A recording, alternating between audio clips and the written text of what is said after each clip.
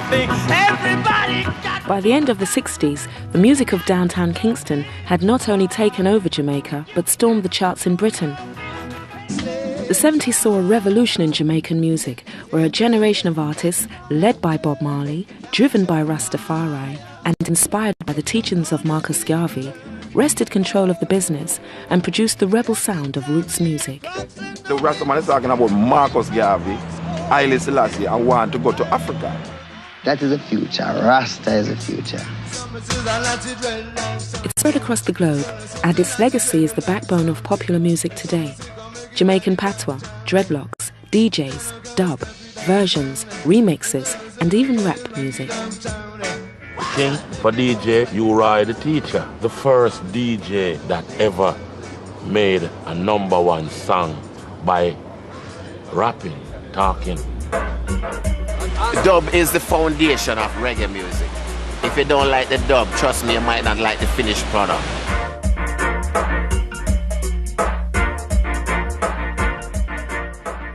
Get up, stand up for your right. 1977, Bob Marley has conquered most of the world. A huge audience in London is delighted to hear about the rights of the oppressed, the benefits of marijuana, and above all else, Rastafari, the previously little-known Jamaican movement whose main tenet is the divinity of the Black Emperor of Ethiopia, Haile Selassie. Don't give up the fight. Don't give up the fight. But at the end of the 60s, things were very different. Rastafari was the religion of the outsider, reggae in Jamaica was in the doldrums, and Bob Marley was a struggling songwriter, pressing his own records with a wife and family to support. Bend down low. Let me tell you what I know, yeah. Bend down low. Let me tell you what I know, yeah. Oh, Fisherman. He had a message to be delivered, to be heard, and that was one of his main things, to be heard. You know, when am I going to be heard? When the radio station is going to play my music? You got to let me go. In the 60s, a rebel spirit like Marley was going nowhere. The record bosses had lost interest in the domestic market. There wasn't enough money in it. They were looking almost exclusively to England, where there was a huge appetite for pop reggae. One in a mill from a hole in the roof where the rain came through. To this British audience, reggae had only a loose connection to Jamaica. It had become their pop music and seemed to sing about a new, multicultural Britain. Yeah, to me it felt like our music, you know. It was like... Well, it was the only thing that you could relate to, you know what I mean? It was just like, yeah, it was the only thing that made sense to you. But there was well-defined youth culture, wasn't there, in them days? You were either into kind of soul or reggae, cool music, and the clothes that went with it. Or you were into... No, it wasn't even hippie stuff, it was Hell's Angels. Find a job, trying to keep your ends warm, but the hole in the shoe let the snow come through. The music was perfect for the UK, but back in Jamaica, it was ignored. A new music was brewing on the sound systems, and a new wind was blowing through the island.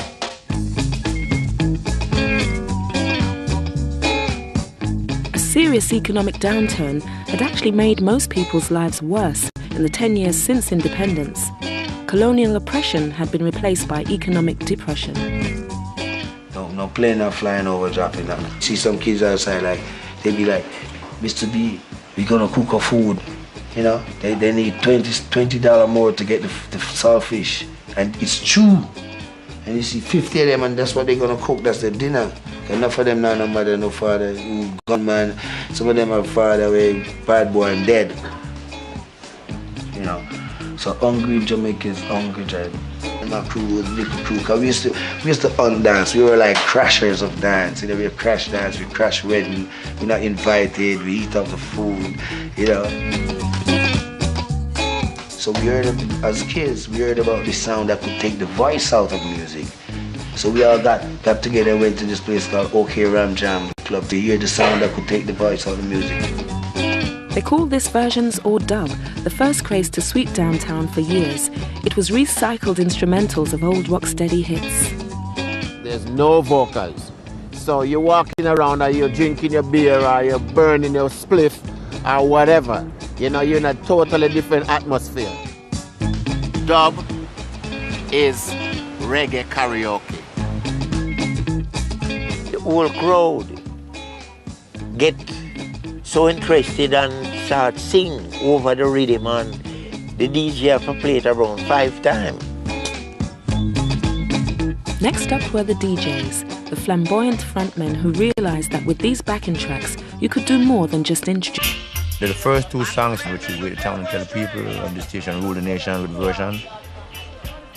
The 2 songs was playing on the radio, but believe me, I never even believed them going away at all, because to me, it's just too much tune this we're going to just play, and after a while, dump, you know? It's like a heavenly sounds, beautiful, you know? God let the world know how much I need you so. Still I want the world to know. Gee, we I never let you go, you know. Go to be good, be good. Believe me, it's like, it was such a big surprise for me, because I used to have this little bike that I've been riding down the street, and you would start block the road now and check me out and tell me how great I am and how much they love what I'm doing, you know what I mean? So it's like, that was really something exciting for me. DJs talked about everyday experience and turned it into a kind of poetry, and they spoke in patois. The music was at one with its audience again. You are big, you baby.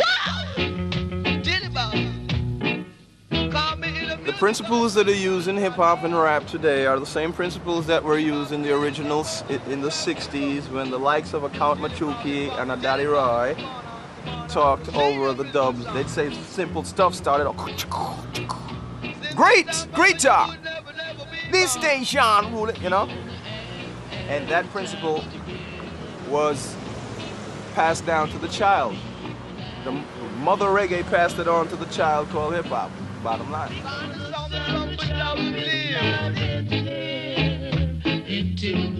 Reggae music wasn't happening in Jamaica, everybody would die.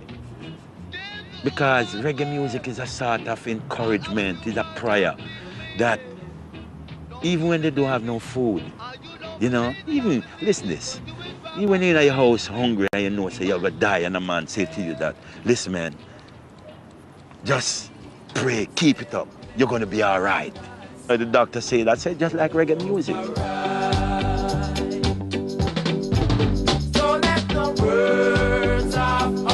With its foreign market, the music business was one of the few areas still offering jobs in Kingston.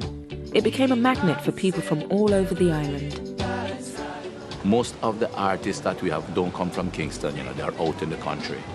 What happens is that they, you know, migrated to Kingston because they felt now this is happening, and it's a future for me, and they could get all the help they wanted. They had studios, producers here, they had nothing out in the country. Persecution you must bear. Win and lose, you've got to get your share. Got your mind set on. I think it was a good film. A very, very good film. Well done because it was so real. It captured the moment, it captured the time.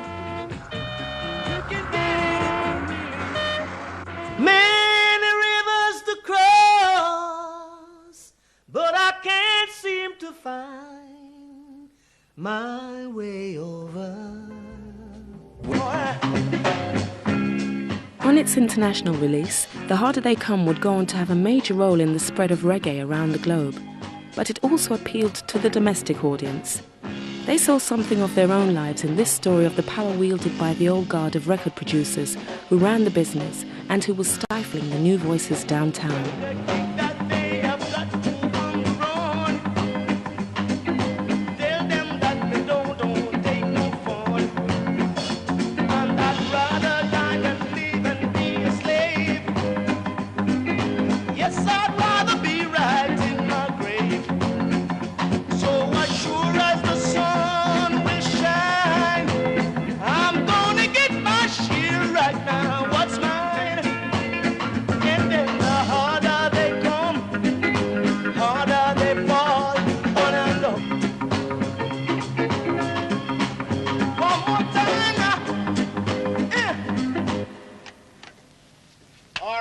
blasting off. That's all right. I think we can use it. The read this first.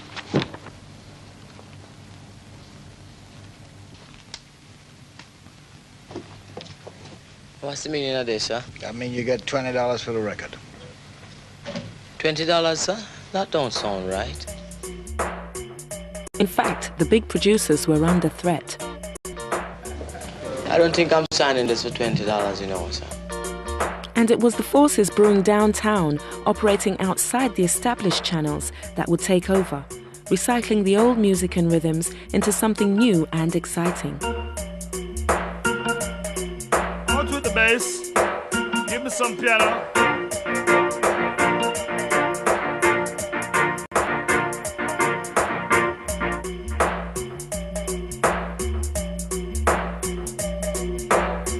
Drum and bass rolling, drum and bass. Strictly drum and bass. Piano with some echo. Dub to me is an artistic expression of internal molecular energy. Out to the bass. Piano alone with some echo. Then we give you bass alone. Salvador Dali says, no one has to understand whether I am serious or joking, not even me. And I think that is the ultimate in artistic freedom. Well, Lee Perry is another one. Lee Perry says, you must remember, everything starts from scratch. He's a professor at work in his lab, and he makes music out of anything. He takes a quart bottle, and he throws water in, and he knocks, bip, bip, bip. You get one note, dubs that on. Then I am Moses. Then he puts some more water in. The 18 months that the Wailers spent with Lee Perry changed them and Jamaican music forever. Bob Marley developed beyond his American R&B influences into a Jamaican protest singer.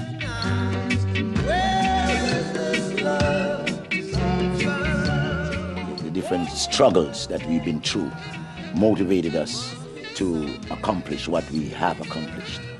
And as far as the message is concerned, if we hadn't been going through certain kind of changes, we would not be able to relate to other people of the world that were going through just those changes just the same. Just move on up toward your destination, though you may find from time to time. The gorilla studies. The gorilla studies. He doesn't rap. He studies and keeps his mouth shut. Study till they're ready.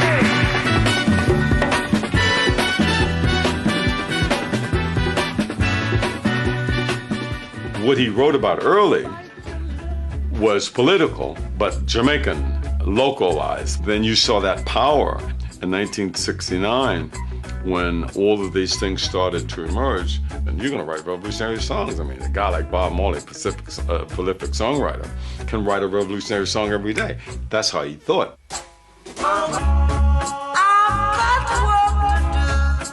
Come to Kingston, meet some more people. Them people is Rasta. You talk to them and find out it's the same thing I have inside.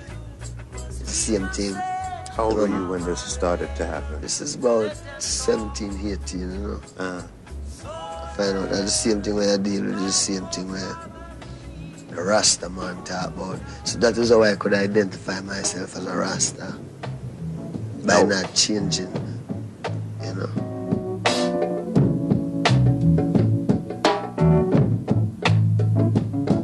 Said I hear the words of a higher man say. Rastafarianism, started in Jamaica in the 1930s, is a doctrine that looks to Africa, and particularly Ethiopia's Black King, His Majesty Emperor Haile Selassie. Gone down, Babylon throne gone down. After his visit to Jamaica in 1966, Rastafari became the uniquely Jamaican voice of black consciousness. It's the new birth of a new music, a new generation that I think to carry a message across the earth. This is the one that you tell them to somebody and I want to understand it, you know. You see, I hit this in Revelation, reggae music, and I carry it on with the people too. back to Africa, everything I go Africa. Musicians sung of revolution as Jamaica was going through revolutionary times. 10 years of right-wing incompetence and corruption had brought Jamaica to her knees.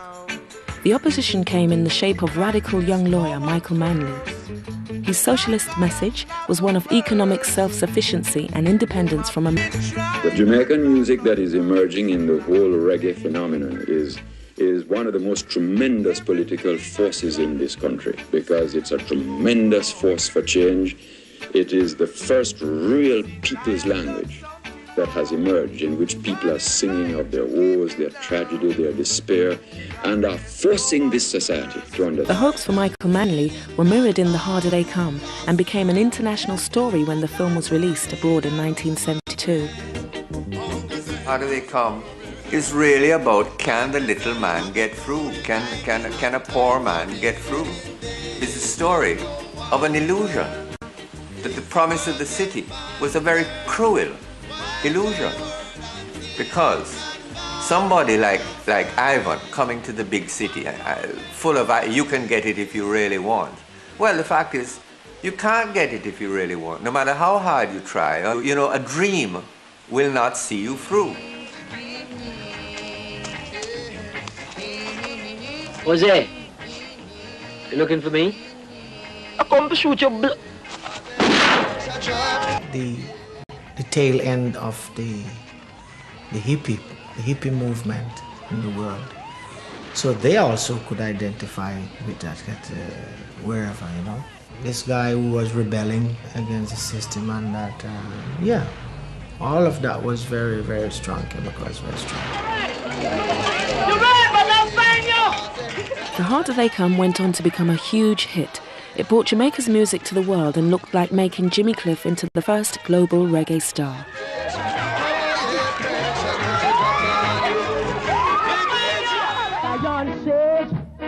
He'd been in the music business since the ska days and moved to Britain in 1965. He was being groomed by Island Records to break into the huge international rock album market.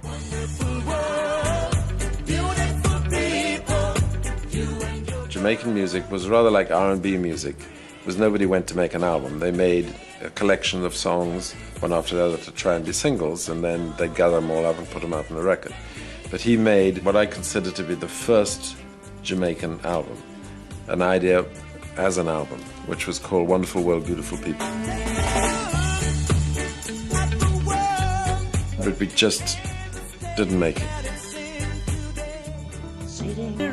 I was distraught about Jimmy leaving, because I really felt I knew what kind of record, what kind of image, what kind of marketing campaign, how it would work. You know, and it wasn't, it was something I was just going to transpose from his character in the film straight onto, you know, the stage, essentially. But, literally 2 weeks later, Bob Marley walked in the door. They were pariahs in the Jamaican music business because they wouldn't follow the system, submit to the system. So everybody said you can't deal with them because they're impossible, etc., etc. But I gave them the money to go make the record. No sun will shine in my day-to-day. Catch a Fire was the first Jamaican album to be marketed like the rock acts in Blackwell's stable. Novelty cover, guaranteed to break within 20 minutes, extra lead guitar, and a proper band. Their follow-up album even had the lyrics printed on the inside, the ultimate accolade for a rock album. What had been ingrained in them is a single for radio. What they wanted to do was to get something on the R&B charts in America, because that would be their route to success. And I was going a completely other route. I said, forget about that. American black market could be less interested in Jamaican music. The people who are interested in the white liberal kids, people who are interested in the culture and what the lyrics are and what you have to say. I've got to pick myself from on the ground. What happened is that black folks weren't turned on to the Rastafarian doctrine, because Rastas were someone to look down on. So when the Whalers came to the UK with our young Ras, you know, our image, those folks who left Jamaica as black people who had a kind of a stigma where Rastas were concerned, they were turned off of the Wailers completely.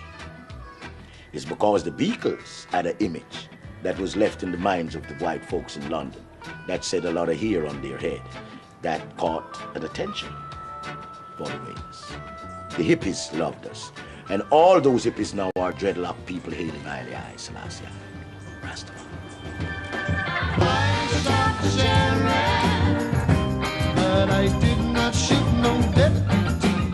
The rock audience began to buy into the dreadlocked, ganja-smoking outlaw image of the Wailers. And when guitar god Eric Clapton had a worldwide smash hit with a cover of I Shot the Sheriff, Marley never looked back.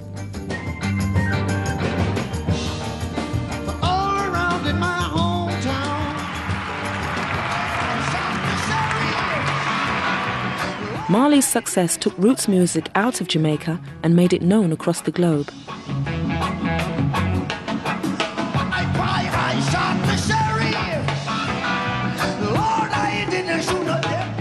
I think the kind of music, what we were dealing with, carrying that kind of musical spice, you know, it's something about the music. Once you hear that music, it take all of your body and it take all of your mind.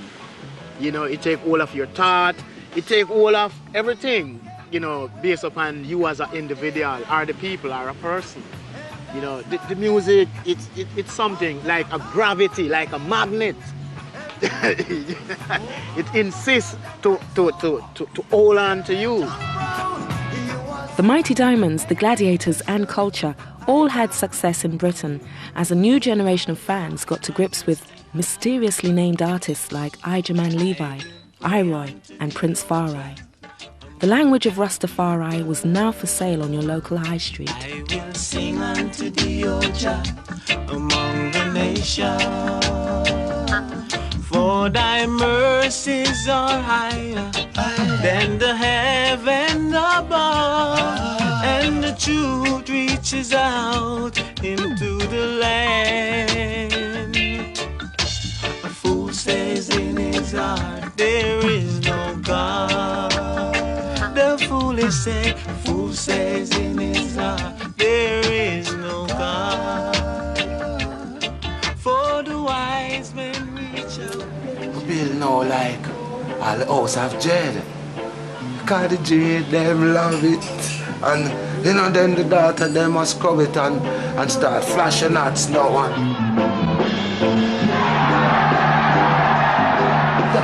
That's the biggest reaction, man. The naughty Jade them love it, and the sister them love it.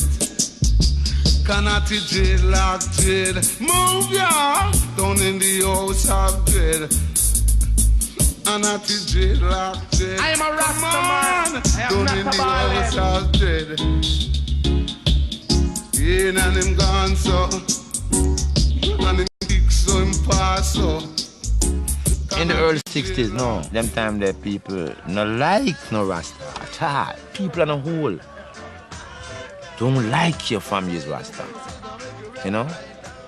Even when I start going my years, my people, my grandmother, which are them people them I go with, a man, them look for me and tell me, hey, don't come up into my yard and talk about no Rasta. Right? I say, watch this. I don't have to come up from the yard, you know.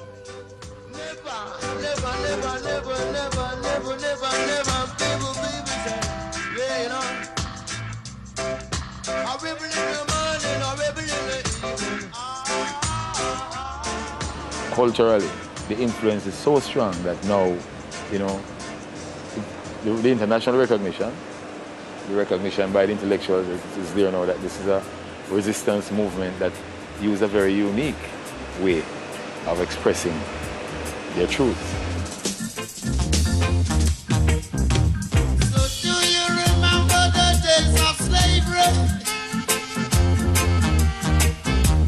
So do you remember the days of slavery?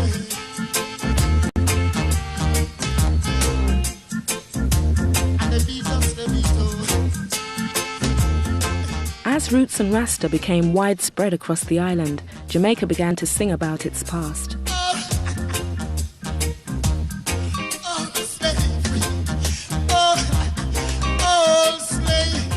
It was the rediscovery of 400 years of a folk culture that went back to Africa. They sung of their ancestors, the Maroons, the escaped slaves who ruled the hills. When we say country, as it relates to Jamaica, it's totally different to what you think of country.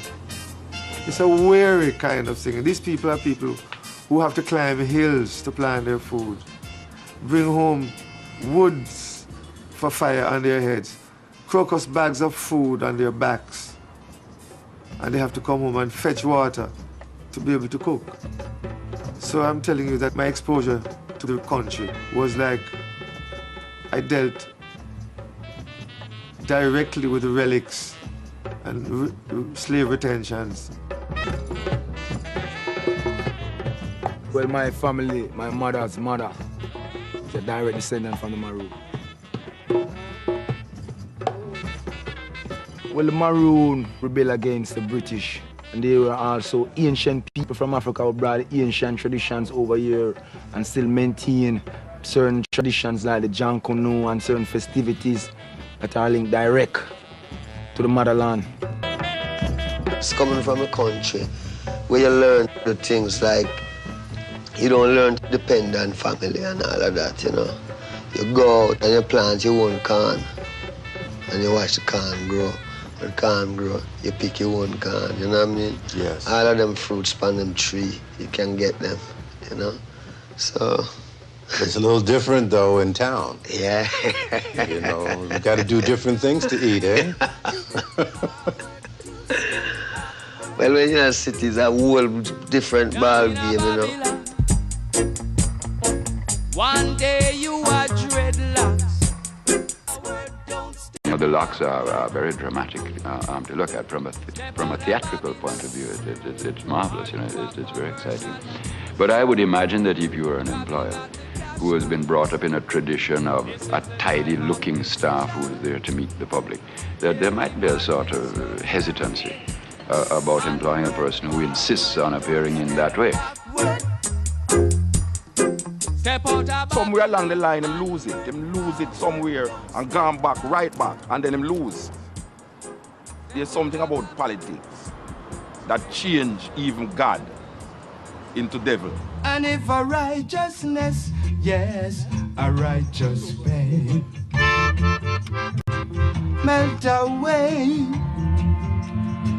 melt away, melt away. I migrated to the United States. I made a mistake by singing the wrong song, and I was being evicted out of the island. So I went to the United States. I lived there for 18 years.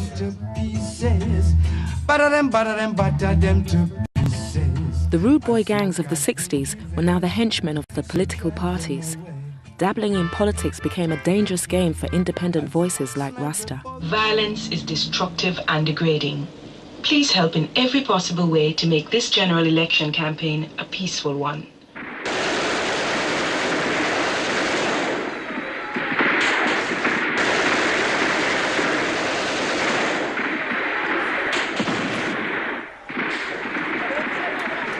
In the lead-up to the 1976 election, the violence escalated into running gun battles on the streets of Kingston. Bob Marley decided to play a concert calling for all parties to lay down their weapons. No one was listening.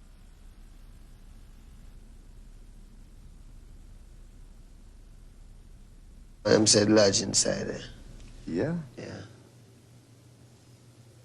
You never saw the gunman? Well, at that time, no. But you know who did it? Yeah, I know them. Were they caught? No, but I don't caught the police. It's just, you know, one of them things. He reaches where he tried where I'm afraid to. He got shot. I didn't. I'm not that brave to face the gun. He was brave. Much braver than I was. That's why he is what he is. And I am what I am. I'm alive.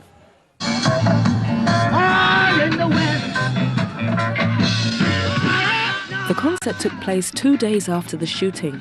but Bob Marley still decided to appear.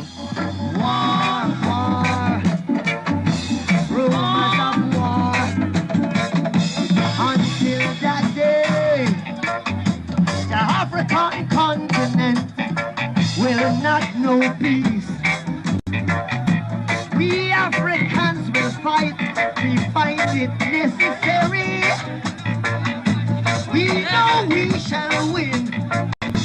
We are confident in the victory of good over evil.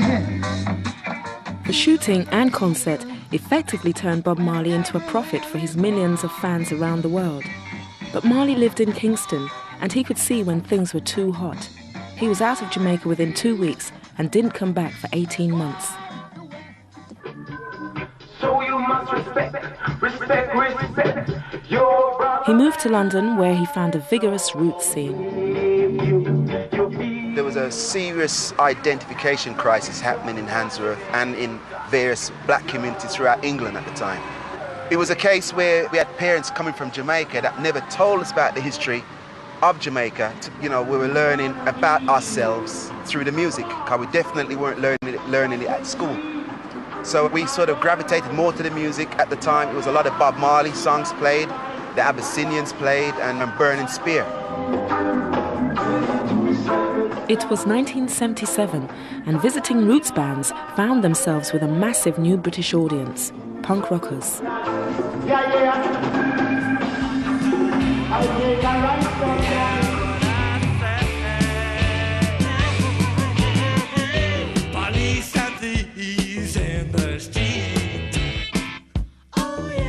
The alliance between punk and reggae was a genuine and a real one, and I was involved in it because I used to open for Susie and the Banshees.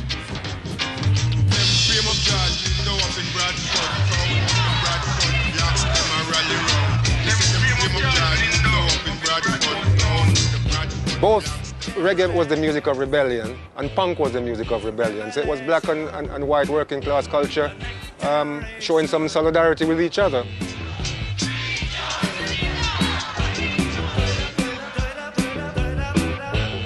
Punk's obviously got a lot out of reggae music. I think what reggae got out of the punk thing was exposure. I think that did a lot to kind of bring people together, because this is the time when the Rock Against Racism movement was happening. So, you know, it was through music that we learned to understand our differences. Although punk burnt out within a year, its alliance with reggae continued. In 1978, Virgin Records sent the ex-king of punk to Jamaica to find another Bob Marley. When the Pistols broke up, just about the only bloke that Virgin Records knew who knew anything at all about reggae was moi. So they asked me would I go over there, and quite a few good acts we did come across. There was one bloke at Virgin who would buy anything and everything, and he'd just buy it all and see it all on the same level. Well, it's like, I don't know, coming to England and buying a Des O'Connor record and the Sex Pistols and expecting both to be of equal value. They are, but they're not. They're different, and they stand for different things. I know a punk rocker is a man who do him here with some different little colours and look different, okay? So it's all right. Hey, it's not exciting for me. I just know he's a punk rocker and that's it. That's cool for me. You know what I mean? Don't care where you come from. As long as you're a black man, you are an African. No mind denomination. There is no segregation. You are an African. It's strange that a music that was what anti-European in a lot of its context, and knowing that the Rastafari was seeing that Europe was their main aggressors against black people's freedom, it's ironical that the music should take on to that, you know, but that's how it went. It went that way. White people started to buy the music, they listened to it. Why? I don't know. Maybe they are masochists, I don't know. Because there's some masochism that is taking place here because the music is beating at that colonialism. could we have up here? He got the leaders of the two warring parties to shake hands after years of bloody conflict.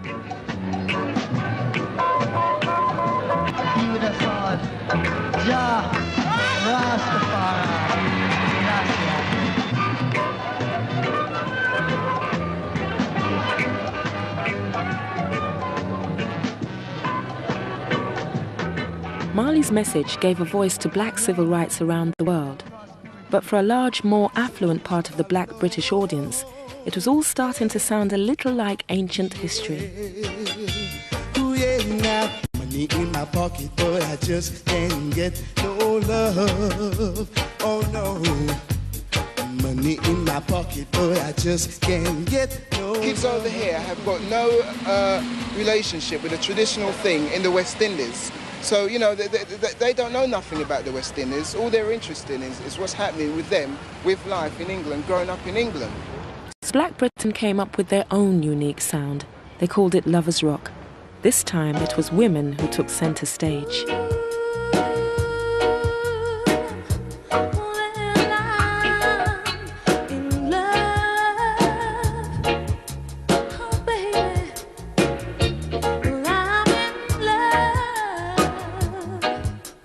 Working as a trainee accountant. My boss was quite sympathetic as well. He was quite excited for me, really, when I brought him in my single and everything, and he just said, well, you can always go back and become an accountant, Carol, but you won't always have a pop career.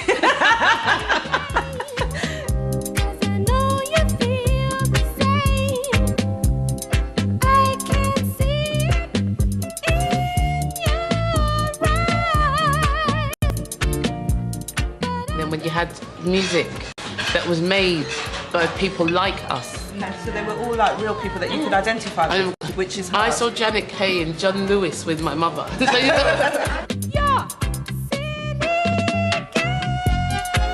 get some like more serious people look back and say, oh, it was trivial. Look at all the stuff that was going on then. You know, there was riots, there was this, you know, like police, all the stuff, the stress that black guys especially were getting from the police.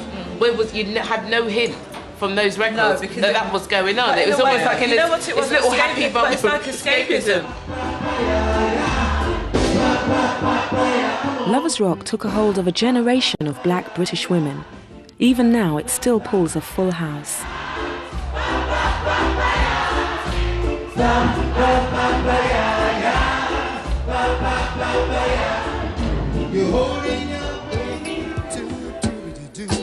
All of a sudden, Britain had something unique to offer reggae, and London became a magnet for many disaffected Jamaican singers.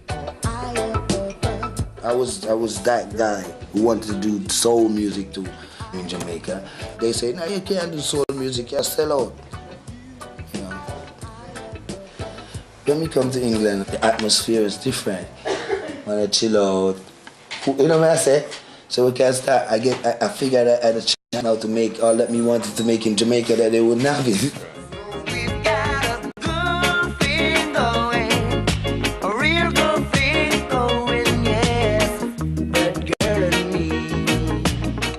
Most of the Lovers' hits didn't do much in Jamaica, but there was a steady flow of reggae balladeers come to London to capitalise on the market.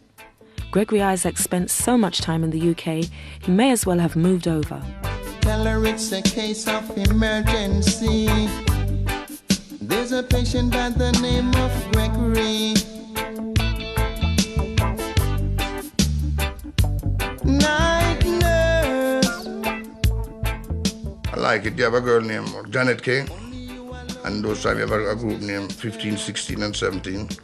I used to listen to them a lot, you know. Would like to see like reggae music making in Jamaica or anywhere else. Because you have talent all over the world, you have musicians all over the world, differently. So, and you have studios all over the world. So, it don't really make no difference. I don't wanna see no dark. From early childhood, love song really get my interest towards music, you know? Because everyday people fall in love. About Gregory Isaacs. Does he fall in love much? I stand in love, you know?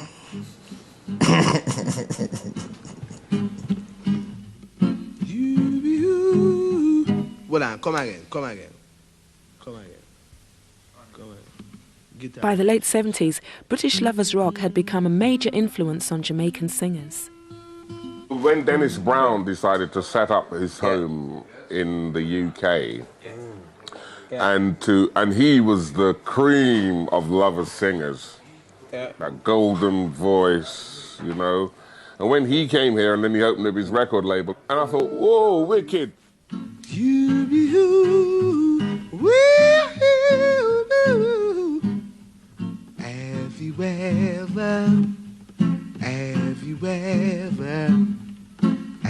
you ever been in love? Have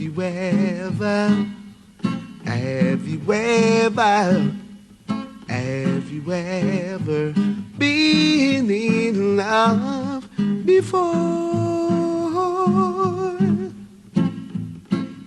Roots reggae dominated Jamaica in the 70s. Its idealism helped the country form an identity 10 years after independence.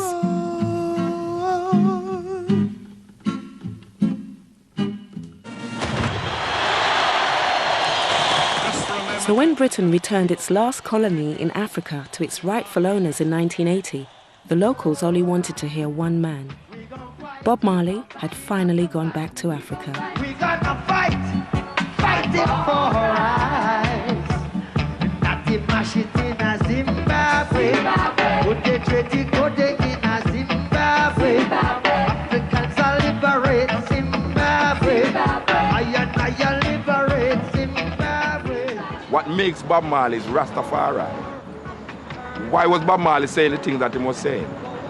It was because of a certain worldview. And the worldview was Rastafari, because there's no time that Bob Marley was interviewed. Them don't mention Rastafari.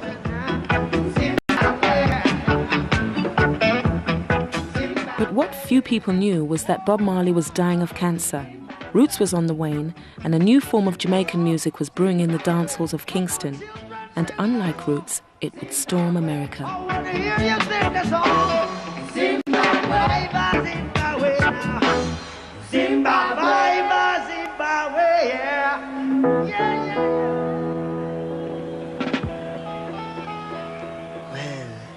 Is it dabbling politics? I don't know what that is.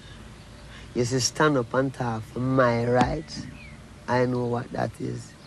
See? And I don't care who the guy is. Because my right is my right, like my life. You know? All I have is my life. Yeah.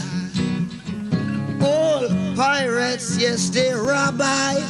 And they sold I to the merchant ships, yes. Minutes after they took I from the bottomless pit. But my end was made strong by the hand of the Almighty. We forward in this generation triumphantly. Won't you? Whoa. Another song of free man, 'cause all I ever have. Redemption songs, yeah, redemption songs. One more thing, emancipate yourselves from mental slavery. None but ourselves can free our minds. Have no fear for atomic energy, 'cause none of them can stop the time.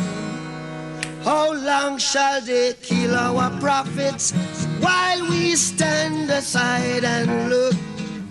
Some say it's just a part of it. We've got to fulfill the book.